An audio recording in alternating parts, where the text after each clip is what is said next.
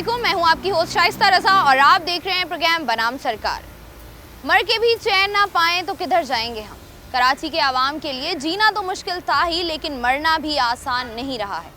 कराची तकरीबन 3 करोड़ आबादी का शहर है, लेकिन हम यहाँ पर देखते हैं कि कब्रिस्तानों की अगर स्पेशली बात की जाए तो मुख्तलिफ मज़ाहिब के तकरीबन 215 कब्रिस्तान यहाँ पर मौजूद हैं। इसके अलावा अगर हम लोग देखें कि यहाँ पर शुरू से ही कब्रिस्तान जो हैं वो ज़बूहाली का शिकार रहे हैं। कभी मंशियात के आदी अफराद इसको अपना गढ़ बना लेते हैं या फिर समाज दुश्मन अनासर यहाँ पर अपने पंजे गाड़ लेते हैं। यहाँ पर अगर सरकारी रेट्स की बात की जाए तो वो है तकरीबन 14,000 रुपये, लेकिन यहाँ पर मनमानी कीमतों पर और अपने रेट्स देकर जो है वो कब्रें तैयार की जाती हैं और यहाँ पर भी आवाम को लूटा जाता है। कराची के मुख्तलिफ इलाकों में कब्रिस्तान के लिए ज़मीन कौन अलाट करता है और इसके अलावा ये वाला इदारा अपना काम अपने तरीके से क्यों नहीं करता है, इन तमाम सवालात के जवाब ढूंढने की कोशिश करेंगे बनाम सरकार। मैं इस वक्त कराची के इलाके सखी हसन पर मौजूद हूँ और सखी हसन का जो कब्रिस्तान है वो हमें पता है कि बहुत बड़ा एक कब्रिस्तान है और हमारे जो सुनने में बातें आती भी रहती हैं उनमें एक बात ये भी थी कि सखी हसन जो कब्रिस्तान है वो फुल हो चुका है, लेकिन उसके बाद भी यहाँ पर जो है वो लोगों को कब्रें दी जा रही हैं। इसके अलावा मेरे पीछे आपको कुछ दुकानें नज़र आ रही होंगी जिनमें फूल वाली दुकान है या मार्बल जो है वो शॉप्स हैं। उनसे बात करते हैं और उनसे जानते हैं कि यहाँ पर सूरत हाल है क्या। सर, कितने अरसे से काम कर रहे हैं आप यहाँ? 40 साल से। तो आप करते क्या हैं, अपनी काम के बारे में बताइएगा। कब्रें वगैरह बनाते हैं, मार्बल की कब्रें आप लोग बनाते हैं? अच्छा, इसके रेट अलग अलग होते हैं? क्या रेट होते हैं? क्या रेट होते हैं? मतलब अगर कच्ची कब्र है एक और एक मार्बल वाली कब्र है 5,000 से लेकर के ये 15,000 10,000 तक के होता है। 5 से 10,000 रुपये मार्बल के हिसाब से होता है। अच्छा, मुझे बताइएगा कि हम लोगों जो सुनते रहते हैं कि जो सखी हसन कब्रिस्तान है ये फुल हो चुका है जी, इसके अंदर मजीद की गुंजाइश नहीं है। यहाँ डबलिंग हो रही है। डबलिंग हो रही है कब्रों की? जैसे मैं मर गया, मेरी जगह दूसरे मेरे घर वाले आ रहे हैं तो वो उसके न दफनाया जाए। पूरा ख़ानदान चल रहे हैं और कोई मसला नहीं। कि एक ही कब्र में मैं ये कह रही हूँ कि अगर एक ही कब्र मौजूद है उसके अंदर से आप मुझे कह रहे हैं कि अगर एक ही ख़ानदान के लोग नहीं आते। हमने सुना है कि कब्रें कुछ ऐसी भी हैं जहाँ पर जो है उनके जो वो होते हैं घर वाले, वो अगर नहीं आते हैं तो ये गोरकन वगैरह देखते हैं कि अच्छा इस कब्र पे कोई नहीं आ रहा, तो वो उस कब्र की खुदाई करके दूसरे को दे देते हैं। बारिश नहीं आया, 15-15 20-20 साल हो गए, यहाँ से शिफ्ट हो गए बाहर मुल्कों में, उनकी तो लाजमी क्या पड़ेगी, क्या करेगी, कोई उनको पूछने वाला नहीं है, उसको क्या किया जाएगा? आपका क्या सोच है, आप बताओ। नहीं, मैं आपसे पूछ रही हूँ ना सर। मुझसे नहीं पूछा, आप अपना भी जवाब दो ना। मैं आप 40 साल से आप बैठते हैं कब्रिस्तान के बाहर। सर, मैं नहीं बैठती हूँ, मैं सिर्फ 1 मिनट रुक जाए ना, मैं लड़ नहीं रही हूँ, मेरी बात सुने। मैं मेरे अंदर आप ये समझें कि मुझे पता नहीं है, मैं आपसे सिर्फ इन्फॉर्मेशन ले रही हूँ, मुझे वो इन्फॉर्मेशन दे दें। आपको नहीं मालूम है? नहीं, आप ये समझें, आपको मालूम है, मैं प्रोग्राम शुरू कर रही हूँ ना ताकि मैं पूरे प्रोग्राम में जान सकूँ कि भाई हो क्या रहा है कराची के कब्रिस्तान में। तो जब तक आपको मुझे आपसे पूछ रही हूँ, आपको 40 साल, सर 40 साल आपको हो गए, मेरी मालूमात रहने दें। मुझसे एक साल आप मुझे एक बात बताएं। मैं आपसे लड़ नहीं रही हूँ। मैं कब लड़ रहा हूँ? आप लड़ रहे हैं। मैं आपसे सिर्फ एक बात पूछ रही हूँ कि कराची में हम देखते हैं 3 करोड़ आबादी का शहर है, ठीक है, यहाँ पर लेकिन कब्रिस्तान जो है मुझसे 200 है। क्या 200-250 कब्रिस्तान? मालूमात आपको कहाँ से आ गई? सर आप उसको छोड़, इतनी मालूमात आपको कहाँ से आ गई? आपने अगर बात नहीं करनी, आप मुझे वैसे ही कहते हैं बात नहीं करनी। इस पूरे मैं इलाके आपसे के बात अंदर कर रही हूँ, मैं आपसे 1 मिनट ना सर, मेरी बात मुकम्मल होने दें। सखी हसन से लेकर और सरजानी तक के आप जाओगे, कम से कम 20 कब्रिस्तान है। कब्र का जो है सरकारी रेट कितना है? सरकारी रेट? और जो ये कब्र जगह जिसने खरीदे वो कहाँ जाएगा? मैं नहीं, मेरे पास चले नहीं है, आपके पास है। मुझे बताएं कि कब्र का सरकारी रेट क्या है? ये मुझे भी नहीं पता, सरकार बदलती रहती है, आती रहती जाती रहती है। कब्रिस्तान में गाड़ियाँ साफ करते हैं? मतलब वो जो लोग आ रहे होते हैं जो फातिहा पढ़ने आते हैं ना अपने प्यारों से मिलने, तो मैं थोड़ा माजूर हूँ, अनफिट हूँ। अच्छा, तो इस वजह से मेरे को कोई रोज़गार नहीं है, तो इस वजह से मेरे को रोज़ी की तलाश थी, तो यहाँ पे मैं ये काम करता हूँ। अच्छा, मुझे बताइएगा कितना अरसा हो गया आपको? तकरीबन मेरे को इधर 15 साल हो गए। 15 साल हो गए। मुझे बताइएगा कि हम देखते हैं कि कराची में बारिश हो जाती है या पिछले दिनों हमने सुना था कि सीवरेज लाइन खुल जाती है और पानी सारा जो है वो कब्रिस्तान के अंदर दाखिल हो जाता है, या ये भी है कि जो कब्रिस्तान है ये पूरा भर गया है, उसके बावजूद भी यहाँ पर लोगों को जो है वो चंद पैसे देकर कब्रें जो हैं वो दी जा रही हैं। इन सारी बातों में बताइएगा कि कौन कौन सी बात सही है, कौन कौन सी बात गलत है। ये बात तो गलत है कि सही पैसों में कब्रें दी जाती हैं, इस तरह की कोई कहानी नहीं है। पानी आ जाता है लाजमन, जब पानी आ जाता है तो कब्रें मिट जाती हैं। कोई अंदर अगर भी वो बनवा लेते हैं, बनवानी पड़ती है, वो मालिक खुद बनवाएंगे, दूसरा कोई नहीं बनवाएगा। ऐसा है। तो अब पानी आ गया, बारिशें हो गई, कब्रें गिर जाती हैं, तो इसमें किसी का कोई दोष नहीं है। अब मालिक आते हैं, भाई आगे देखते हैं, भाई साहब कब्रें, हम पानी वाले जैसे पानी वाले काम करते हैं, उनका क्या काम है? पानी डालना, देखभाली करना। अब बारिश हो गई, कब्रें मिट गई। अच्छा, जैसे हम बात कर रहे थे कि केएमसी का इदारा है जी। जो इनको देखता है, यहाँ पर उनके एहलकार भी मौजूद होते हैं। जी। तो मुझे बताइएगा कि जब इस तरह की कोई आप जैसे बता रहे हैं कि हो जाता है, सीवरेज का पानी आ जाता है या कोई भी मसला हो जाता है जी, कभी हल करने की कोशिश की है इन मसाइल को? हल करने की कोशिश की। पीछे अभी नाला बनवाया ना, पहले ये नाला जब टूटता था तो पूरा पानी कब्रिस्तान के अंदर, अब वो बनवा दिया। इसके लिए बड़ी इन लोगों ने कोशिश करी कि भाई ये नाला बन जाए ताकि ये पानी कब्रिस्तान में नहीं। अभी उधर से रास्ता भी बंद हो गया, अब पानी कम आता है, पहले बहुत आता था। मुझे बताइएगा कब्रों के रेट क्या है? कब्र का रेट हमें इतना पता नहीं है, वो केएमसी वालों को पता होता है। आपको नहीं पता? क्योंकि हम तो वो काम ही नहीं करते ना, हम तो देखो नहीं, आपको मतलब आप 15 साल से है ना, तो नहीं इतनी- हैं तो सही, मगर हम इतना उनसे इसको नहीं होते कि भाई हम उनसे मालूमात करेंगे भाई क्या रेट है। अच्छा, बताइएगा कि यहाँ पर हम देखते हैं कि जितने भी लोग यहाँ पर दफन हैं, लोग आते हैं अपने प्यारों की कब्रें बनवाने के लिए, तो बहुत सारे कब्रिस्तान ऐसे भी हम देखते हैं जो कि फुल हैं, उसके बावजूद भी वहाँ पर जो है वो कब्रें दे दी जाती हैं। समझते हैं आप ये सही है गलत है? वो तो पता नहीं है कैसे है, वो उसी मेरे के मालूम नहीं था। मैं अभी 3 साल हुआ इधर आए थे ना, तो बोरी यार कब नाइट में ड्यूटी, रात में, दिन में नहीं थी, तो मेरे के मालूम ही नहीं है कैसे ये दफरा दे कैसे करते थे, वो मेरे के कुछ भी मालूम मालूम नहीं है आपको? कुछ भी नहीं मालूम। अच्छा, मुझे एक बात बताएं कि ये जो सखी हसन कब्रिस्तान है, काफ़ी अरसे से हम लोग देख रहे हैं कि यहाँ पर जो है वो तदफीन का अमल होता है। आपको पता है कब्र के सरकारी रेट क्या है? इधर यही 20,000 है, 15,000 ऐसे ही रेट है। कोई आपको अगर कब्र मतलब किसी को भी अगर अंदर कब्र बनवानी हो तो अंदर कोई पर्ची वगैरह मिलती है? जी, रसीद देते हैं। कब देते हैं? वो इधर बंदे घूम रहे होते हैं कब्रिस्तान वाले, वो पर्ची बनाते हैं। उसी वक्त आपको दे देते हैं जब आप जी, एडवांस? 8 के 8 दे देते हैं। अच्छा, मुझे बताइएगा कितना मुश्किल है कि हम जैसे बात कर रहे होते हैं कि आवाम के ये मसाइल हैं, आटा महंगा हो गया, चीनी महंगी हो गई, पेट्रोल महंगा हो गया, उसके बावजूद अगर इंसान ये देखे कि मरना भी अब आसान नहीं रहा है। ये तो यही बात है, महंगाई यहाँ से है कि लोग जो है ना खाने के लिए तो छोड़ो, दफनाने के लिए, कफन के लिए पैसे नहीं है। इधर ऐसे लोग आते हैं कि लोगों को मांगते फिरते हैं कफन के पैसे तो हम बंदा दफना दें, ऐसे हालात हो गए मुल्क के। तो महंगाई है, सब जो है ना रुल रहे हैं, आवाम को ऐसे परेशान किया हुआ है कि मोट भी इनको जो है ना अभी महंगी लग रही है, मोट भी नहीं मिल रही है। अस्पतालों में ये हालात है, आटे, चीनी, घी, तेल, पेट्रोल सब महंगे। अभी मैं यहाँ पे ये बाइक है मेरे पास, दिन का 2,000 रुपये का पेट्रोल डालता हूँ, तो कमाता क्या हूँ? कुछ भी नहीं कमा पा रहा हूँ। 2,000 मेरा जितना काम है ना, जितना कमाया वो पेट्रोल ही भर रहे हैं बस। ये हालात है मुल्क के। जीना तो कराची में मुश्किल है ही, जी, मरना कितना मुश्किल है? मरना उससे ज़्यादा मुश्किल है। कैसे? वो आप खुद समझदार हैं माशाल्लाह से, मीडिया सेल के अंदर हैं, आप हमसे बेहतर जानती हैं, तो हम अपने मुंह से क्या बोलें। फैमिली में किसी का इंतकाल हो जाता है तो एक वैसे ही एक मैयत वाला घर होता है, इंसान परेशान होता है, लेकिन उसके बाद ये जो मसाइल होते हैं, कफन का इंतज़ाम करना, कब्र की जगह तलाश करना। वो तो कहावत आपने सुनी है ना कि मरे भी आपका बिके भी आपका, ये वो वाले सीन चल रहा है। अब मरेगा भी आपका, बिकेगा भी आपका। तो यहाँ एक माशाल्लाह एक हमारे ठेकेदार ऐसे हैं कि अगर कोई पैसे नहीं अफोर्ड कर सकता है कब्र के, तो उनका हमारे को सख्ती से बोला हुआ है कि आप अगर कोई पैसे नहीं दे सकता है तो आप उससे पैसे नहीं लेना, फ़ी सबीलिल्लाह आपने ये काम करना है। तो ये सपोर्ट देते हैं माशाल्लाह से हमारे ज़ेरे निगरान जो है ना यहाँ पर। अच्छा, ये जो हम सुनते हैं कि सखी हसन का जो कब्रिस्तान है ये फुल हो गया है। बिल्कुल बाजी, फुल हो गया है ये अब से नहीं है, 20 साल पहले से फुल हुआ है, मेरी उम्र से भी पहले से। मगर ये कि अब जो है ना लोग पता है अक्सर क्या कर रहे हैं कि अपनी जो पुरानी कब्र होती है ना, तो उसी को इजाज़त देते हैं कि अपनी हमारी पुरानी जो है ना मिसमार करके हमारा कोई जो है ना अब कोई चहीता आने वाला तो उसमें हम दफन करते हैं, उनकी इजाज़त से ही यहाँ वो काम हो रहा है। बाकी यहाँ जगह बिल्कुल नहीं है। हाँ, किसी ने अपनी बाउंड्री वाल पुरानी जगह लेके रखी हुई है तो उनके लिए थोड़ी सहूलत हो जाती है ना। अच्छा, ऐसा होता है कि कुछ लोग ऐसे भी हम देख रहे हैं आजकल के एडवांस में बुकिंग करा लेते हैं। बिल्कुल सही कह रही हैं आप, ये है और यहाँ हो रहा है।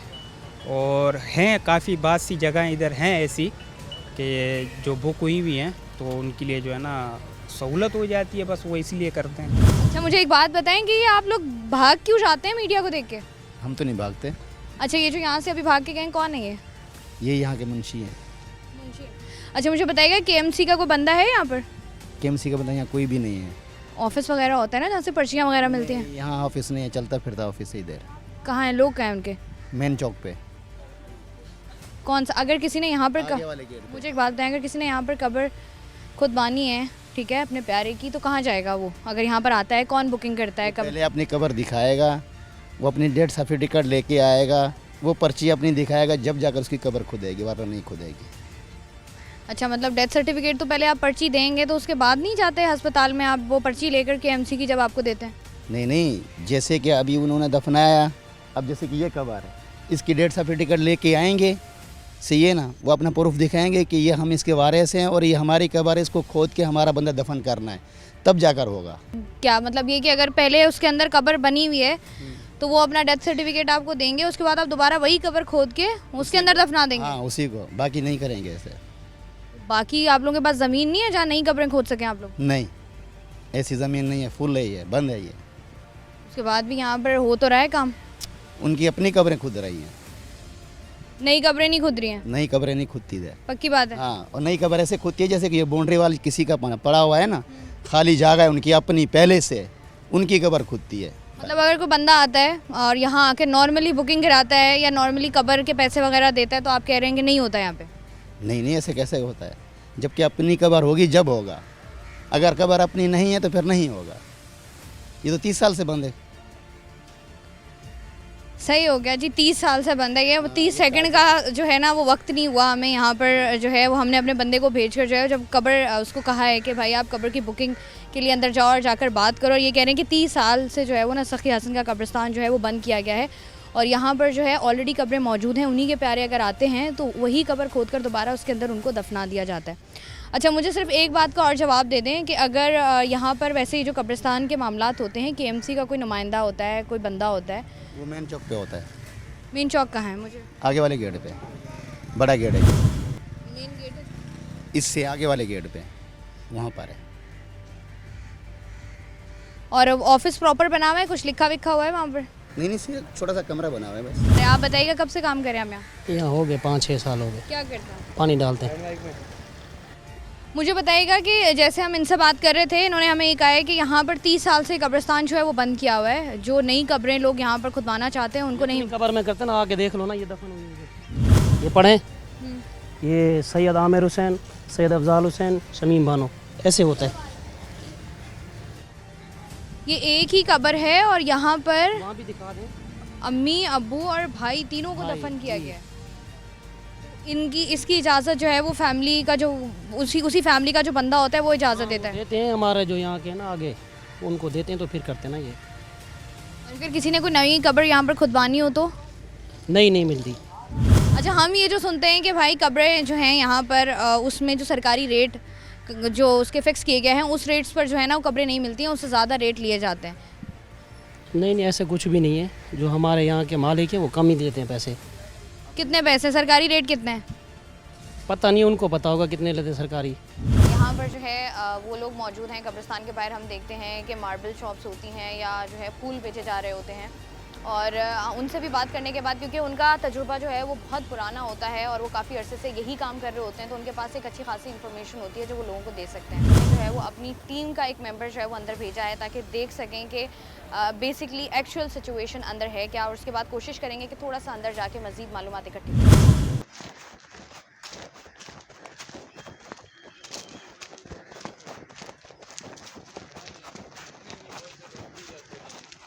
वालेकुम। यार कब्र वगैरह किससे बात करनी पड़ेगी? कहाँ पे मिल जाएगी सर? आ जाए, दिखा देते हैं। पहले हैं आपकी कब्रें हैं? यार हाँ, रिश्तेदारों की हैं, उस साइड पे हैं यार। अच्छा, आप लोग ही देते हो, आप लोग ही बनाते हो? जी, और मुख्तलिफ देने वाले हैं। अच्छा, दोनों खाली है ना? दोनों खाली हैं।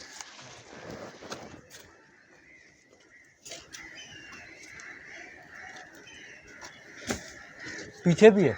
हाँ, दोनों खाली। अच्छा। इसकी सफाई शफाई होगी, मिट्टी डालेंगे। सही। क्या हिसाब क्या है भाई कब्र का? भाई इसके 40,000 रुपये। 40,000 रुपये? हेलो। अच्छा यार, कुछ कम हेलो। कम में नहीं हो सकता है? यार इतनी तो हमारी वो भी नहीं है यार। आपको कितने मिला इसे? यार हम तो 15-18 हज़ार ऐसे समझ रहे थे यार। यहाँ पे ज़्यादा भी नंबर मिला लो, भाई से बात करा देता हूँ। आ जाओ। इतने कम ज़्यादा से ज़्यादा 35-30 से कम नहीं, ज़्यादा से ज़्यादा। ये फाइनल 40 की है। ये फाइनल? हाँ ये फाइनल 40 का। हाँ और अंदर की होगी, बहुत अंदर की, वो 30 की मिल जाएगी, बहुत अंदर होगी। फिर मामू को लेके आते हैं, मामू से बात करवाते हैं। आप नंबर ले लो इसका भाई का। ठीक है, ये जगह भी नज़दीक है और इससे भी अंदर पड़े हैं। अंदर ये कि आप जाओगे फिर कोई और आएगा। जाहिर सी बात है यार। कब्रिस्तान है, अस्पताल में मरीज जाते हैं, यहाँ मुर्दे आते हैं। सही बात है। ठीक है, आप ये कि अगर कुछ एडवांस दे जाते तो मैं आपके लिए ओके कर देता। थोड़ा कमी पेशी कर ले। अगर इससे कम वाली चाहिए वो भी करके दे देंगे भाई, आ जाए फिर अंदर कर देते हैं, कोई इशू नहीं है, इनके बजट के मुताबिक कर देंगे सर। हाँ अडप देख के आया था कि कब्र कहाँ अंदर तो नहीं, बहुत अंदर तो नहीं है। बहुत अंदर नहीं है, पहले सही है ये कब्र ये वाली, लेकिन इसके पैसे ये 40 बोल रहे हैं। बेटा 40 ज्यादा कुछ देख रहे यार, प्यार मोहब्बत कर ले। मैयत वाला घर है यार, मैयत है तो पता है महंगाई है इतनी। 2 कम कर दिए मैंने सर। 2 कम कर दिए? वो बोला 40 नहीं बोले मैंने, 2 कम। किसी और को 10 रुपए भी नहीं देने, इसमें डेथ सर्टिफिकेट सब कुछ मैं इनको बना के इनके हाथ में दूंगा भैया। डेथ सर्टिफिकेट वगैरह सब कुछ आप बना के दोगे, सब कुछ इसी में कुछ दूंगा, किसी को 10 रुपए भी नहीं देने, स्लेब मोरगन सब कुछ इसमें मैंने इनको बताया। अच्छा आप इससे कम में बोलेंगे वो भी मैं अंदर थोड़ी सी कर दूंगा, कोई मसला नहीं है भाई, इनके बजट के मुताबिक कर देंगे। तो कब्र कोई मुर्दा शुदा तो नहीं निकले, हड्डियां वड्डियां तो नहीं निकलेंगी? भाईजान अल्लाह अल्लाह करो, हम भी वो होता है ना बच्चों वाले, हमारे भी घर बाहर है भाई। नहीं वो क्या बेटा सुनते यही है ना, जो चल रहा होता है कब्रिस्तान फुल है कब्र। में फर्क है, इस गेट पे कैमरे लगे हुए भाईजान, आप आगे कैमरे भी देख सकते। नहीं वो क्या, वो ठीक है वो तो यार, अब हम अभी इतना कहाँ टाइम है, पहले मैयत पड़ी हुई है उसको भी तो सुनाना है यार, हमें तस्लीम करनी है। कोई मसला नहीं है, आप नहीं देख रहे ऊपर से, वो अल्लाह देख रहा है, ऐसा कोई काम नहीं करता। अच्छा मैं फिर अभी उसे बच्चे को भेज रहा हूँ, आता है 5-10 मिनट आपके पास आ जाता है, तो मैं जो है 2000 रुपये भेज रहा हूँ एडवांस, पर्ची वगैरह काट के इसको दो। ठीक है ठीक है सर, आप भेज दें। हाँ मैं भेज रहा हूँ, इसको कर लो यार। ठीक है और रियायत कोई कमी पेशी कर? हाँ नंबर दे देना मेरा, जिसको भेजो ना। ठीक है, उसी को भेज रहा हूँ, बच्चे को उसी को वापस भेज रहा हूँ, वो जो आया था।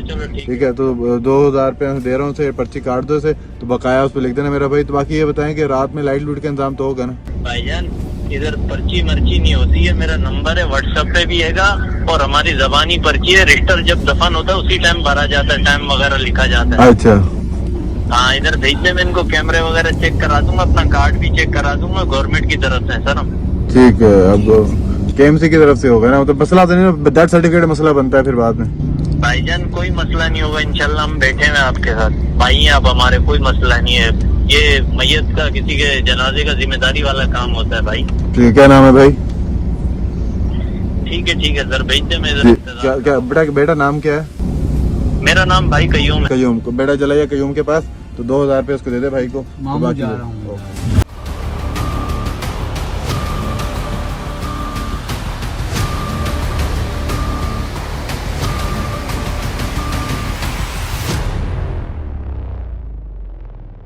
इस वक्त में सोहराबकोट सरखाने के बाहर मौजूद हैं और हम लोग ये भी देखते हैं कि बहुत सारे ऐसे भी लवाहिकीन होते हैं, उनके घर में डेड बॉडीज़ अगर पड़ी हुई होती हैं तो हम ये देखते हैं कि उनके जो लवाहिकीन हैं वो आउट ऑफ कंट्री होते हैं या आउट ऑफ सिटी होते हैं, तो लोग उस बात का इंतज़ार करते हैं कि जो भी उनके प्यारे हैं, उनके वर्सा हैं, वो पहुँच जाएँ, आखिरी दीदार कर लें और उसके बाद जो है वो तदफीन का अमल जो है वो किया जाए।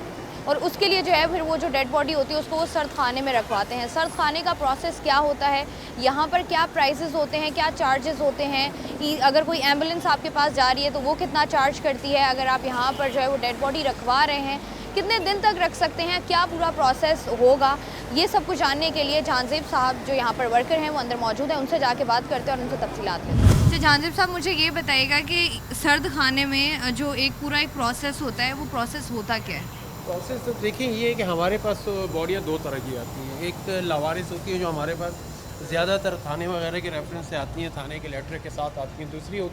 दूसरी बॉडियाँ जो होती हैं वो वर्सा की होती हैं।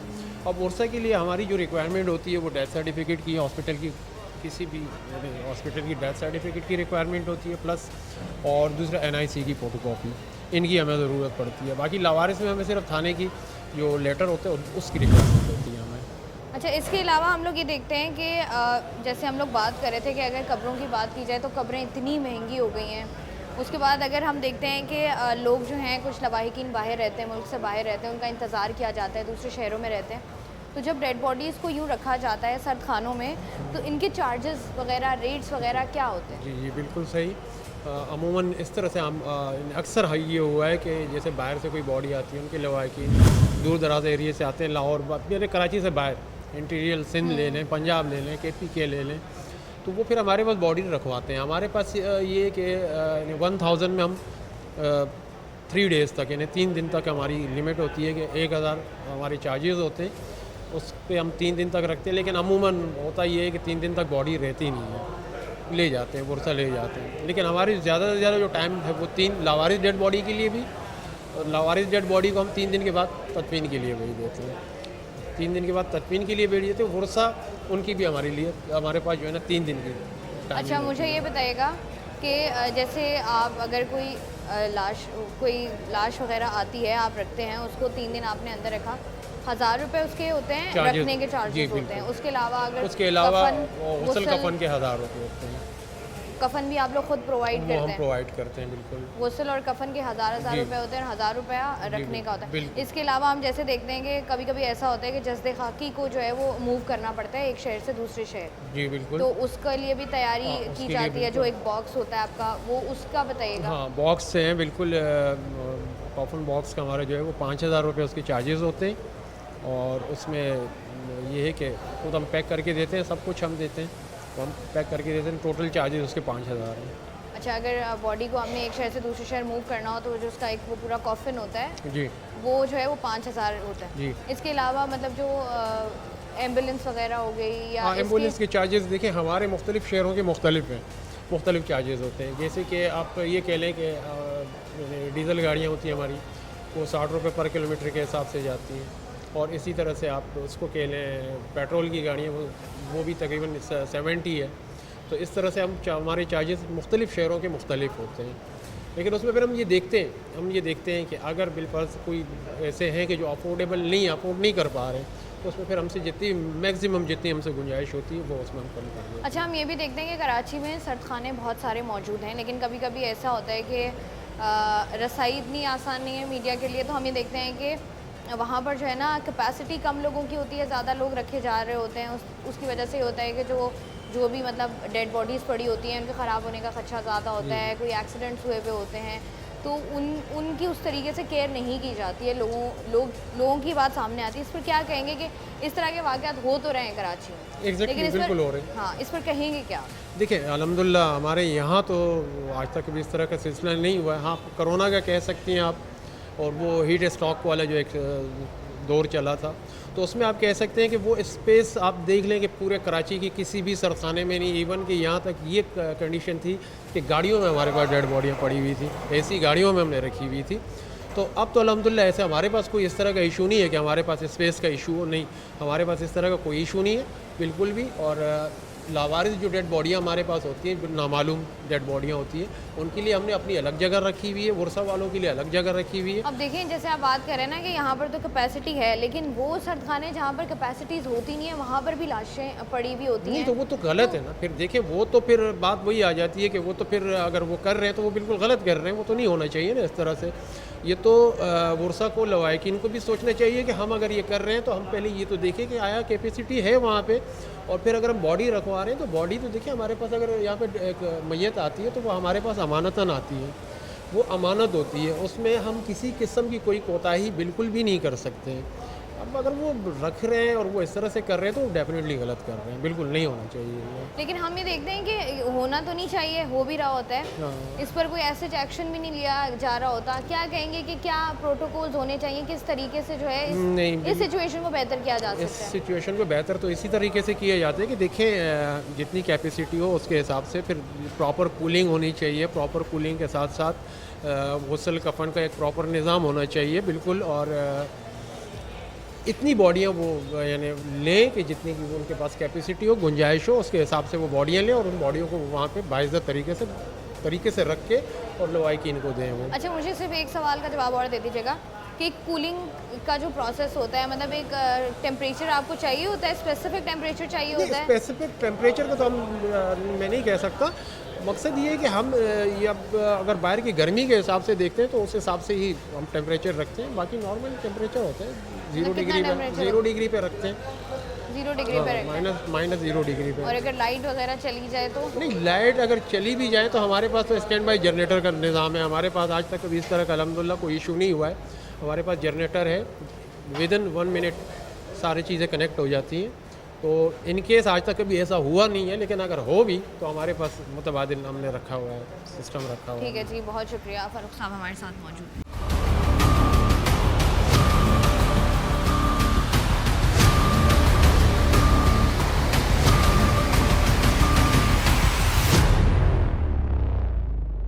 डायरेक्टर ग्रेवयार्ड इकबाल परवेज साहब हमारे साथ मौजूद हैं, ये इनसे बात करते हैं। अस्सलाम वालेकुम सर। वालेकुम अस्सलाम। सर मुझे बताइएगा, मैं बिल्कुल ठीक ठाक। सर मुझे बताइएगा कि हम लोग देखते हैं कि कराची में जो है वो 3 करोड़ आबादी का शहर है, इसमें आपको पता है इन टोटल कब्रिस्तान कितने हैं? देखिए, मैं पहले शुक्रिया अदा करता हूँ 24 चैनल्स का कि आप आई और इस अहम इश्यूज़ पे आपने हमारा मौक़िफ़ लेने की कोशिश की है। हम वाकई इसमें बड़े डिस्टर्ब हैं और हम भी चाहते ये हैं कि हम सब मिलकर कोई ऐसा सॉल्यूशन निकालें, ऐसे काम करें कि जो यहाँ के शहरियों के लिए फ़ायदेमंद हो। इस सिलसिले में टोटल हमारे पास जो है वो 232 ग्रेवयार्ड हैं, जिसमें 127 जो है वो एसोसिएशन, बरादरीज़, मुख्तलिफ़ जमातों के इसके उसके हैं, जो 1 एकड़ 2 एकड़ पे मुहित हैं। बाकी रह गया 89 ग्रेवयार्ड्स जनरल हैं। जनरल ग्रेवयार्ड पे लोड है और जनरल ग्रेवयार्ड में भी ऐसा है कि उसमें 38 हमारे पास रजिस्टर्ड है और 51 नॉन रजिस्टर्ड है। आप कहेंगे कि रजिस्टर्ड और नॉन रजिस्टर्ड क्या चीज़ है? रजिस्टर ये है कि जो जिस पे हमारा KMC का लॉ बाय लॉज इतलाक़ होता है, और 51 पे हम इतलाक़ इसलिए नहीं कर सकते कि वो एक माफिया पर्सनस चलाते हैं, मुख्तलिफ लोग चलाते हैं। हमने बहुत हद तक कोशिश की कि ये मामलात हल हों। बिल्कुल ऐसा ही है। अच्छा सर, हम इसके अलावा ये देखते हैं, जैसे आपने बात की कि इन टोटल तकरीबन 232 के करीब जो हैं वो कब्रिस्तान हैं और बिल्कुल ये ना होने के ही बराबर हैं, लेकिन जो कब्रिस्तान मौजूद हैं वो भी, उनकी भी अगर हम हालात उनके भी देखें तो वो भी काबिल कबूल नहीं हैं। अब आपने तो पहले ही मान लिया, हथियार डाल दिया आपने पहले ही तो हमें बताइएगा कि मतलब आप क्या मसाइल आते हैं, क्यों जो है वो कब्रिस्तान, क्योंकि देखें जो शख्स इस दुनिया में आया उसने जाना तो है ही, और वो मौत को, और ये जो मौत का पूरा अमल है इसको इतना मुश्किल बना दिया गया है कि लोग कब्रिस्तान जाने से डरते हैं। देखिए मैम, मसला ये है कि आपने बिल्कुल सही कहा कि हालात जो इस शहर के 3 करोड़ की आबादी है अप्रॉक्सीमेटली, 3-3.5 करोड़ कहते हैं, लेकिन इस शहर में इस हवाले से ग्रेवयार्ड नहीं है। आपने भी कहा ना 232 ग्रेवयार्ड, 232 ग्रेवयार्ड नहीं, हमारे पास टोटल 89 ग्रेवयार्ड्स हैं जो जनरल पब्लिक के लिए हैं, जनरल इन लोगों के लिए जनरल। और अगर आप ये निकालें तो 80% या 85% जो है वो जनरल ग्रेवयार्ड में तदफीन होती है, और बाकी जो है वो प्राइवेट जो ग्रेवयार्ड्स हैं, जो बरादरीज़ के हैं, उसके हैं, उसमें 15% 10% तदफीन होती है। मतलब जीना तो है ही मुश्किल, हम वही बात कर रहे थे, मरना भी बहुत मुश्किल करती है। अच्छा सर, मुझे पहले तो ये बताइएगा कि जो सरकारी रेट हैं कब्र के, ये कितने हैं? 14,300, 14,500 रुपया। और बाकी इसके अलावा मुझे ये बताइएगा सर, क्यों ज़रूरी है कब्र का रेट होना, सरकारी रेट? अगर मतलब कब्र में कुछ कब्रें, जैसे हम बात कर रहे थे, प्राइवेट इदारे हैं या कुछ जो हैं वो समाजी तंजीमें ऐसी हैं जहाँ पर फ्री जो है वो लोग कब्र जो है वो खुदवाते हैं और उसमें तदफीन करते हैं, तो इसको फ्री क्यों नहीं किया जाता है? देखें, मसला ये है कि जितने भी प्राइवेट कब्रिस्तान हैं वो सब पैसे लेते हैं। तो जैसे वादी हुसैन है, वहाँ पे भी रेट्स लिए जाते हैं, सब जगह रेट्स हैं। KMC माफ़ कर दे या असल में इसमें मटेरियल यूज़ होता है, ब्लॉक, सीमेंट, स्लेब्स, गार्डर, उसके अलावा लेबर चार्जेस हैं, सारी चीज़ें, वो सब मिला के 14,300 रुपये, जिसमें 300 रुपये KMC की फ़ीस है, बस इसके अलावा कुछ नहीं। अच्छा, इसके अलावा हम ये देखते हैं कि लोग जो वहाँ पर KMC के लोग वहाँ पर मौजूद होते हैं, अगर कोई बंदा जाता है कब्र के लिए तो वहाँ पर जो रेट्स लिए जाते हैं सर वो 14.5 नहीं होते। ग्रेवयार्ड के पास अमला नहीं है। ये जो लोग हैं ना वो हमारे रजिस्टर्ड लोग हैं, हमारा अमला नहीं है।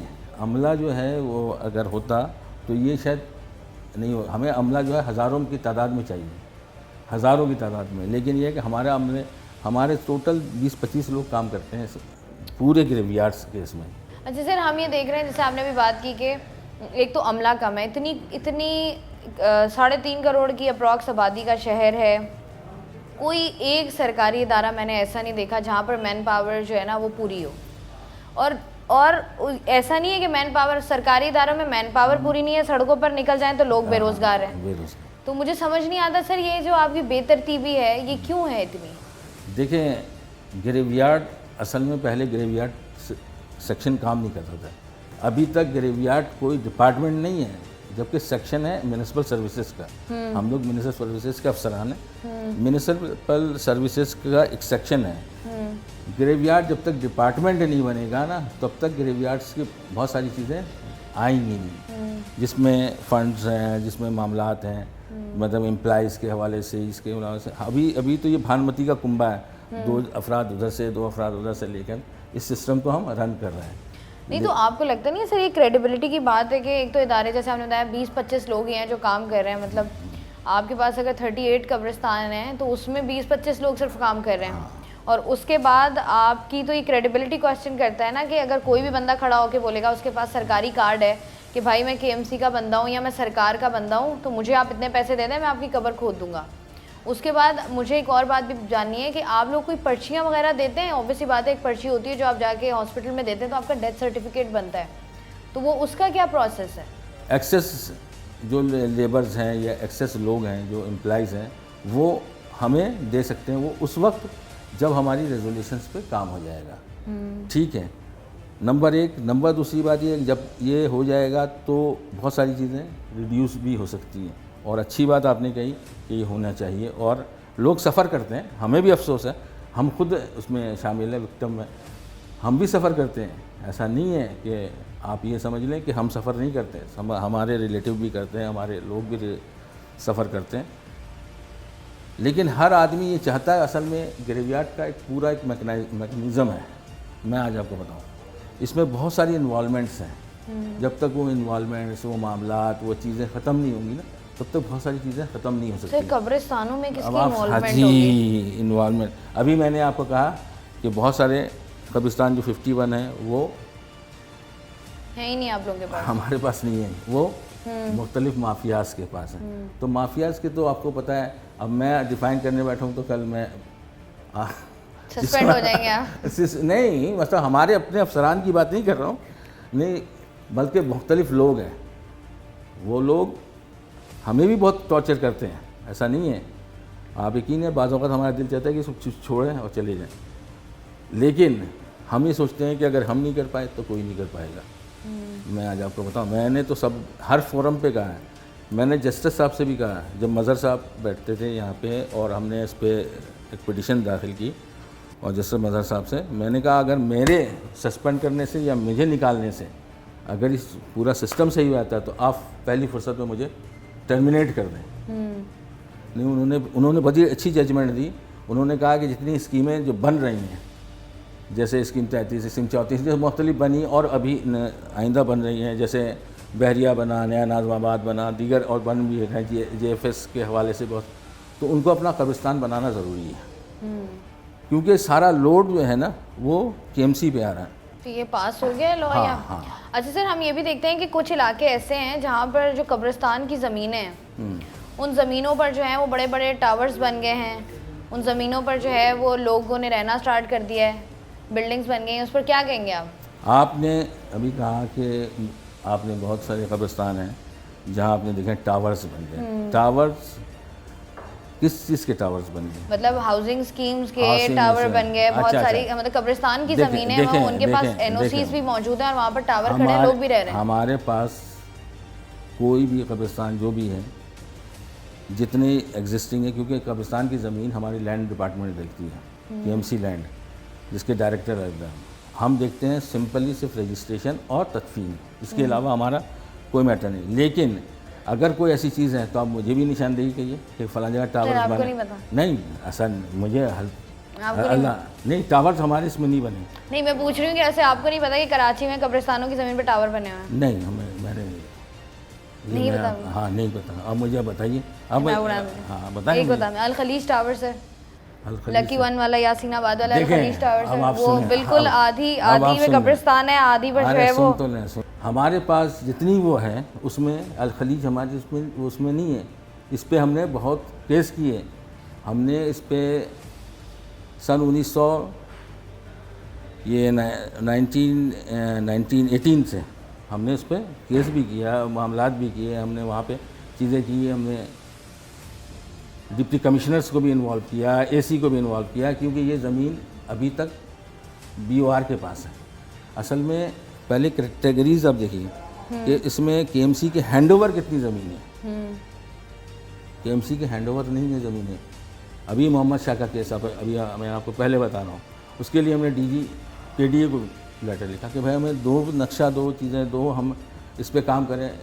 इस पे MC साहब ने लेटर भी अभी आपने बोला ना कि केसेस चल रहे हैं, मतलब हमारे पास केसेस हैं, तो आपको देखिए थोड़ी हमारे पास जो केसेस आए ना, थोड़ी बहुत इन्फॉर्मेशन है ना, इन्फॉर्मेशन है। देखिए हमारे आपका पास डिपार्ट नहीं है, हमारा डिपार्ट नहीं है, आपका डिपार्ट नहीं है, लेकिन हमारा फ़र्ज़ है, फर्ज भी है और आपकी नॉलेज में भी है। देखें हमारे इसमें ये नहीं है कि ये जगह कि इन्होंने किस तरह की, उनके पास लीज है या मामलात हैं, जो चीज़ें हैं, और लीज किसने दी? मैंने तो नहीं दी ना, लीज तो KDA ने दी होगी, किसी और ने भी दी होगी। प्रॉपर NOCs हैं, प्रॉपर पेपर्स मौजूद हैं उनके पास, लेकिन वो लैंड जो है वो हमारे पास पेपर नहीं है।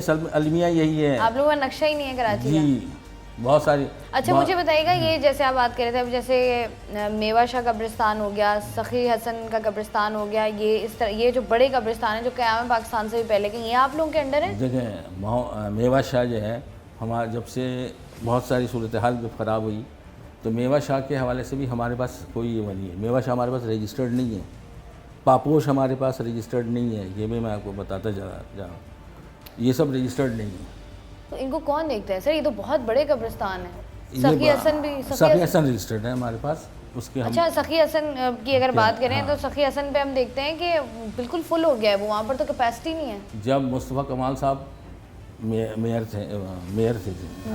थे, तो मुस्तफ़ा कमाल साहब के ज़माने में 28 के रिवायाट्स क्लोज़ किए गए, और जो कब्रिस्तान उसके मतलब अल्टरनेट उसको दिया गया है वो भी मतलब ख़त्म हो चुकी। किसी कब्रिस्तान में जगह नहीं है। हमने 2-3 कब्रिस्तान बनाए इन 2-3 सालों में। एक तो हमारे पास MDA के हवाले से है,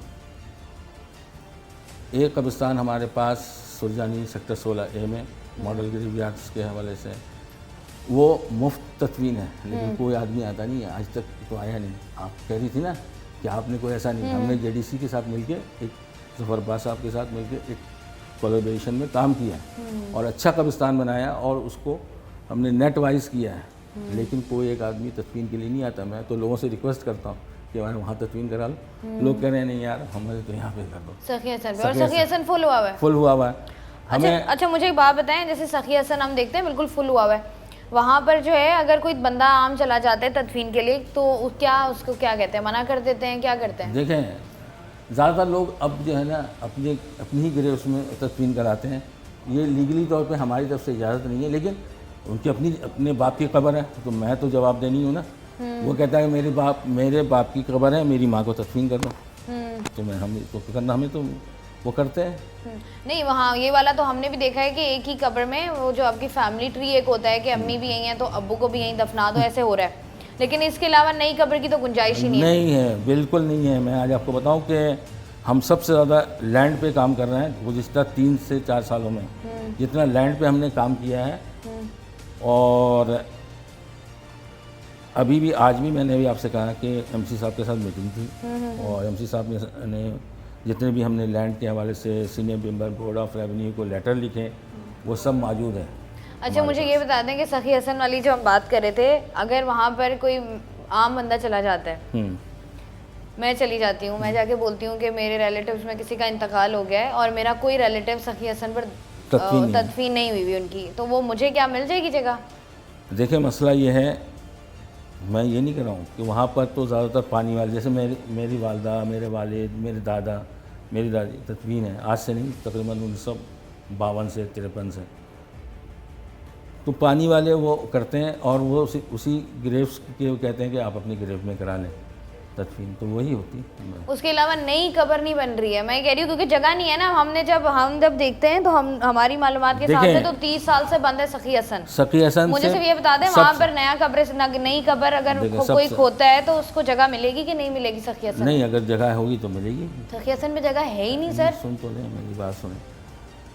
असल में हो ये रहा है कि राहदारी पे भी तदफीन जा रही है, बीच में जो दो ग्रेव्स के दरमियान जगह है वहाँ पे भी तदफीन जा रही है, लेकिन अक्सरियत में ऐसा नहीं है, जगह ही नहीं है वहाँ पे। राहदारी में आप इतने से बंदा दफनाना इतने है से सर, नहीं, राहदारी में 2 दफनानी फीट है। की जगह होती है और हमें 28 इंच चाहिए होते हैं 24 फीट के हवाले से, तो वो एक इधर से थोड़ा सा वो कर लेते हैं, थोड़ा सा इधर से करते हैं।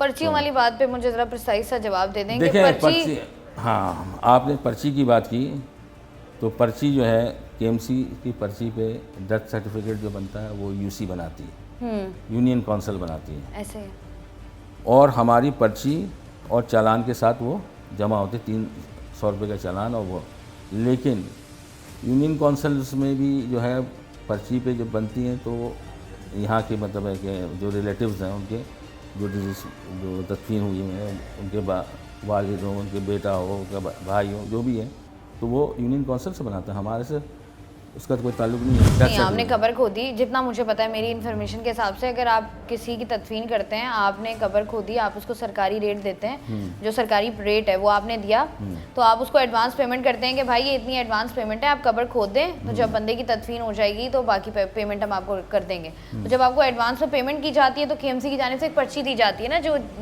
दिखा के या यूनियन काउंसिल में या हॉस्पिटल में पर्ची दी जाती है, वो तो उसके हिसाब से होती है, दी जाती है ना पर्ची। अगर कोई पर्ची नहीं देता तो आप हमें कंप्लेंस दें, हमारे पास वहाँ नंबर लिखे हुए हैं, सारी चीज़ें हैं, हमारा व्हाट्सअप नंबर भी है, हमारे मतलब है कि मेल नंबर, ईमेल नंबर भी है, सारे हैं। हमने कोशिश की है कि चीज़ों को थोड़ा सा सिस्टमाइज़ करें। होता है कि ये ज़रूरी नहीं कि 100% आप कामयाब हो, लेकिन हम बहुत हद तक बहुत सारी जगहों पर कामयाब हो गए। 2-4 जगहों पर हमें खुद रेजिस्ट में करना पड़ता है, लेकिन ऐसे है कि हम अप्रॉक्सीमेटली बहुत सारी जगहों पे कामयाब हो गए, ये मैं आज आपको बता दूं। सर मैं भी आपको बता दूंगी, कामयाबी नजर नहीं आ रही है। कामयाबी आपने जैसे अल खलीज के टावर्स का कहा, अल खलीज टावर्स से या इन जगहों से हमारा कोई वास्ता नहीं है। मैं आज आपको बताऊँ जिससे वास्ता है मैं आपको उसका बता देती हूँ। अगर आप सखी हसन पर जाते हैं, KMC के अंडर है, वहाँ पर 14,500 की कब्र है जो हमें मिल रही है 40,000 रुपये में। बिल्कुल पहला। दूसरी बात है कि वो आपको KMC की पर्ची नहीं दे रहे, जो आपने मुझे अभी बताया कि KMC की पर्ची आपको मिलेगी, आपको कोई पर्ची वहाँ पर नहीं मिलती है, वहाँ पर बंदा कोई मौजूद नहीं है, वहाँ पर अपनी मर्जी से हर बंदा बैठा हुआ है। कब्र अगर आप देखते हैं, वो बोलते हैं भाई बाहर बताओ कहाँ चाहिए, हम दे देंगे तुम्हें। बाहर चाहिए 40,000 है, अंदर थोड़ा कम करके 30 कर देंगे। मतलब ये KMC सखी हसन की बात इसलिए करें क्योंकि वो आपके अंडर भी आता है KMC के। तो ये जो आप बात करें ना कि हम कुछ जगहों पर कामयाब हुए हैं, मुझे लगता है 35 बहुत बड़ा नंबर नहीं है, 38 बहुत बड़ा नंबर नहीं है। वो आप लोग कंट्रोल कर सकते हैं, वो करना भी चाहिए, क्योंकि आवाम अगर जिंदा नहीं रह रही तो मर के तो सुकून पाले ना। मतलब फरिश्ता हिसाब लेने आ रहा है, 8 बजे हिसाब शुरू होना है और तदफीन हुई नहीं है अभी तक, तो वो तो बाहरी हिसाब शुरू हो जाएगा।